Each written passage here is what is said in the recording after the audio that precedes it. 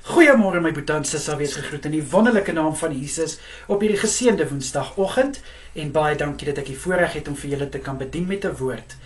En vandag wil ek juist met julle praat oor woorde, om spesifiek te wees.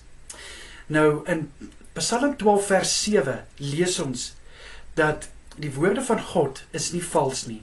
Dit is woorde wat so silwer oor en oor in 'n oond gesuiwer word.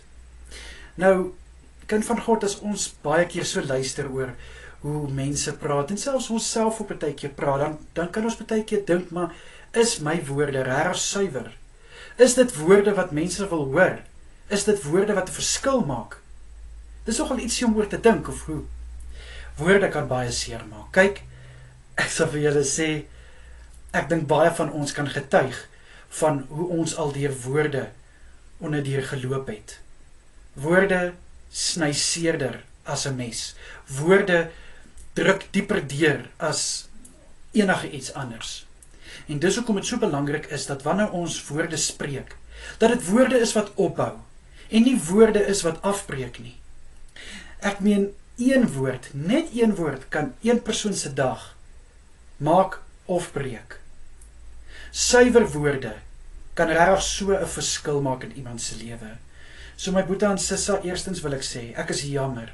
Ek is jammer as jy deurgeloop het deur woorde wat baie seer gemaak het. Maar ek wil vir jou sê, dit sal beter gaan. Dit vat 'n rukkie, maar dit sal beter gaan.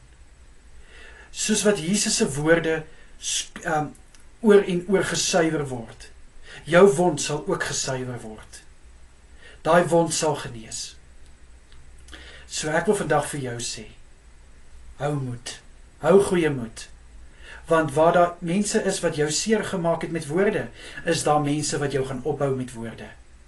Hulle gaan jou versterk, hulle sal jou versterk, en weet net, God is baie, baie, baie, baie lief vir jou. So, ek wil graag ons elkeen uitdaag. Kom ons let op die woorde wat ons gebruik. Kom ons let op hoe ons woorde gebruik.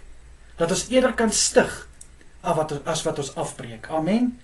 Amen. Kom ek bid vir ons. Here, ek bid in Jesus Christus naam, dat ons woorde eerder sal stig, as wat dit sal afbreek. Vader, vergewe ons waar ons soms woorde gebruik, wat glad nie enigsins suiwer is nie. Ek bid in Jesus Christus naam om ons te vergewe, en ons asseblief bewus te maak van wanneer ons woorde uiter, wat nie in ons monde hoort nie. Asseblief, Here, in Jesus Christus naam is dit my gebed. Amen en amen.